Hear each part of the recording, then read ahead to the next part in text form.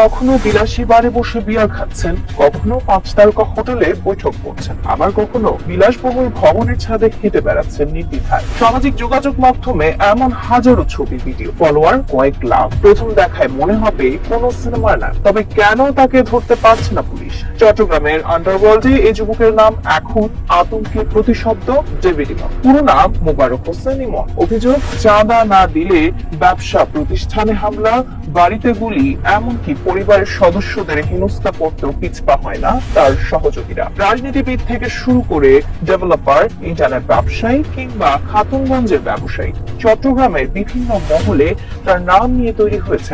সবশেষ গত সোমবার বাকুলিয়া এক্সপ্রেস রোডে একটি ইন্টারনেট ব্যবসা প্রতিষ্ঠানে 30 থেকে 35 জনের সশস্ত্র দল হামলা চালিয়ে ভাঙচুর করে। এরপর প্রতিষ্ঠানের মালিককে ফোন করে ডেভিড ইমন পরিচয়ে এক ব্যক্তি।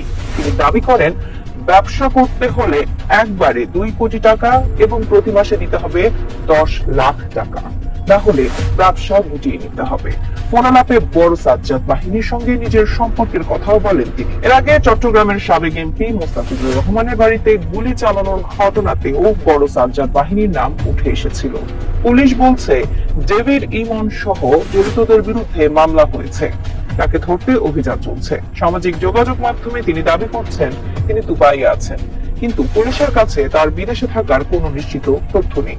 তবে কি দেশে থেকেও বিদেশে থাকার নাটক করছেন ডেভিড ইমন, নাকি সত্যি দেশের বাইরে বসে নিয়ন্ত্রণ করছেন চট্টগ্রামের অপরাধ জগৎ? আতঙ্কের এই নামকে পুলিশ কবে গ্রেফতার করতে পারে, এখন সেটাই দেখার বিষয়।